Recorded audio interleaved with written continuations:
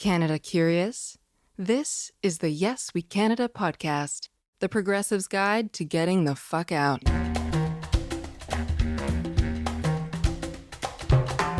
This episode, in Canada, crime pays in Canadian. Hi, I'm Matt Zimble. When you look at the real estate listings in New York City, you can find a crime profile of the neighborhood.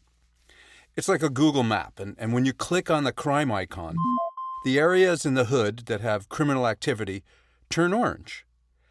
It's like the opposite of the local amenities listing. So instead of 3 pharmacies, a dry cleaner, and a pet shop, you get 2 drunken disorderlies, 3 B&Es, and a domestic. Since you're moving to Canada, the Yes We Canada podcast is delighted to offer you the crime profile of your neighborhood, downtown Canada. I know a few people who have done time in the slammer. Not bragging, just stating. One of them was an international media mogul. You know, private jets, mansion in New York, mansion in Florida, London, Toronto, a master of the universe. Until he wasn't a master anymore and he became what he so eloquently described as a guest of the American people. I'm sure we can agree that calling an American federal medium security penitentiary a guest house is the delightful spin of the aristocracy. My ex-mogul buddy told me that the word in the big house is that these days all the crime is taking place on the internet. We have the internet in Canada. You've been forewarned. And we have crime in Canada in every variety.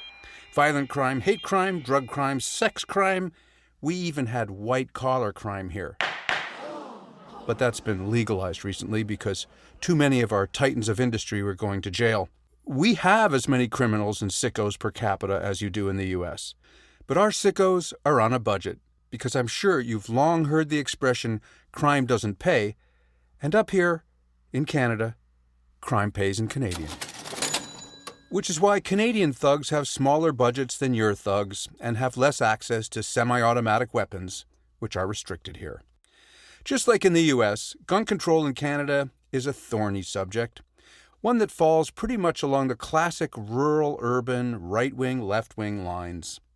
The biggest difference is that in Canada, our lawmakers are not full-time employees of the National Rifle Association. Handguns are also a restricted and prohibited weapon in Canada. This means to carry a handgun, you need to get a permit from the RCMP. And for your Canadian citizenship test, what does RCMP stand for? I'm going to give you a hint. Dudley Do-Right, always gets his man, musical ride. That's 3 hints. Any of that ring a bell? Come on. You can do this. Did you say Canadian Mounted Police? Come on down. If you want a prohibited or restricted weapon in Canada, you need permission from the RCMP, and it is rarely granted. To qualify, your life has to be under threat. Ordinary police protection has to be deemed insufficient. Now, this will come as no surprise to you, but the RCMP rarely think of themselves as insufficient. You may be able to get a permit if you require a handgun for work, meaning that you're handling dangerous goods or handling wildlife. And technically, if you're handling wildlife, you should just stop that and go home because you're an American pervert. Besides, shooting a bear with a handgun? Doesn't work. Geez, that tickles, eh? Gun crimes in Canada are much less prevalent than in the U.S., but they do exist. We bought an old industrial loft in downtown Montreal, and the day the sale closed, we rushed from the lawyer's office, keys in sweaty palms, to reinspect the dump now as owners. When we excitedly turned onto our new street in our brand new neighborhood for the very first time, we were stopped by a gigantic police barricade. Cop cars everywhere, a command unit, ambulances, fire trucks, police radios crackling to the left of us, megaphones barking to the right of us. What's going on here? We asked the police. Hostage taking, armed. Is there any other kind? It all ended well, no one got hurt. Turns out the loft is a lovely, peaceful, quiet place to live, pretty much free of crime. In 2020 in the United States, you had 615 mass shootings, which was 181 more than in the year before. We only had one mass shooting, but it was the worst in our history, when a white male, a dental technician, went on a homicidal rampage for over 14 hours in Nova Scotia while dressed as a cop, driving a car decked out as a replica of an RCMP cruiser. He killed 22 Nova Scotians. This was an exceptionally rare crime. Nova Scotia is on the east coast of Canada and is the home to some of the kindest, warmest, most peaceful people you would ever meet anywhere. In fact, you might want to live there when you decide to move to Canada.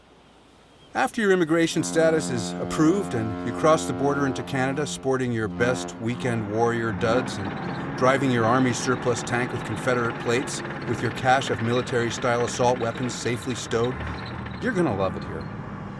Welcome, bienvenue au Canada. Anything to declare? Yeah, my Second Amendment rights, tally-ho, dude! Don't start screaming at the customs officer about your Second Amendment rights, because in Canada, while you do indeed have Second Amendment rights, they refer solely to the terms and conditions of entry into the Canadian Federation by the province of British Columbia in 1871. Nice tank, though. You're packing for Canada, and I'm yapping on about packing in Canada.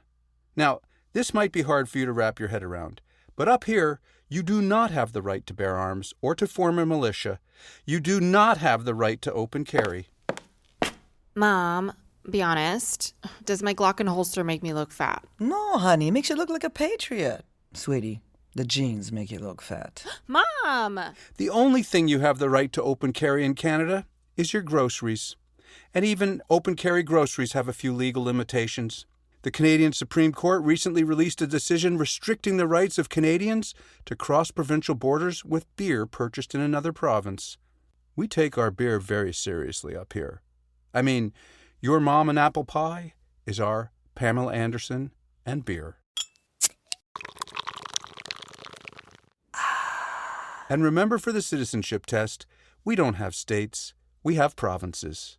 We also have free Medicare for life, so actually studying a little bit for your citizenship test is not a complete waste of your very important American time. Oh, you are just the cutest little xenophobe, you. While we're talking about open carry, we do have to address the elephant in the room. And before you get any ideas, put your hunting rifle down. That elephant in the room is a protected species. This really pains me to tell you this. But the National Rifle Association? Yep. Our fault. Blame Canada. You see, the executive vice president of the NRA is a guy by the name of Wayne LaPierre, Jr. Turns out the LaPierre family descends from the daughters of the king. Now, you may remember that because we spoke about them on last week's podcast, How to French in Canada.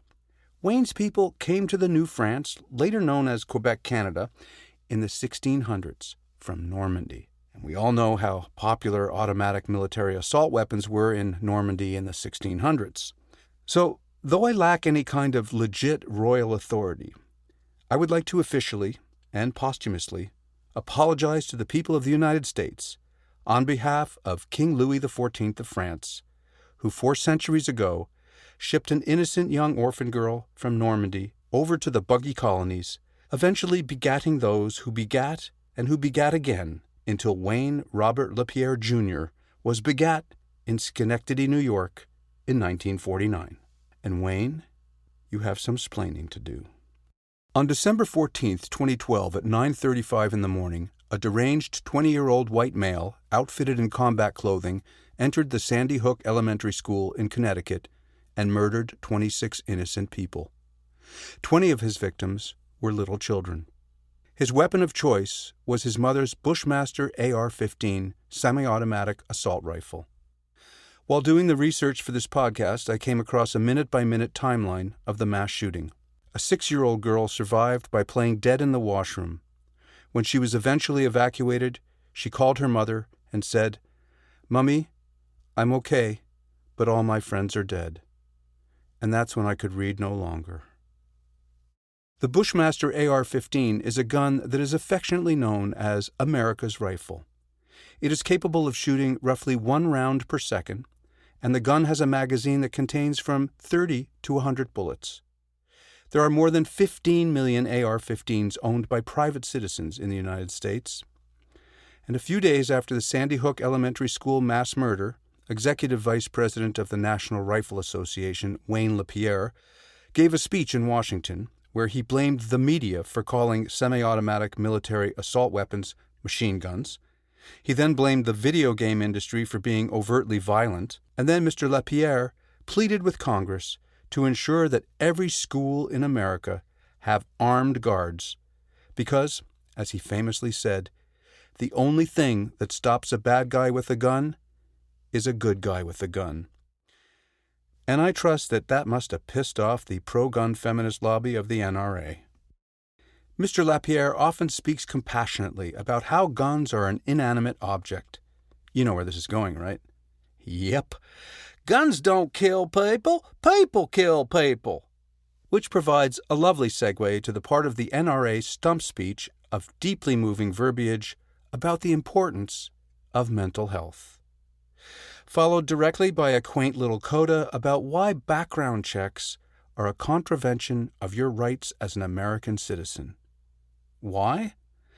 Because the NRA wants to make sure that every crazy person in America has the right to buy one of their clients' highly effective killing machines.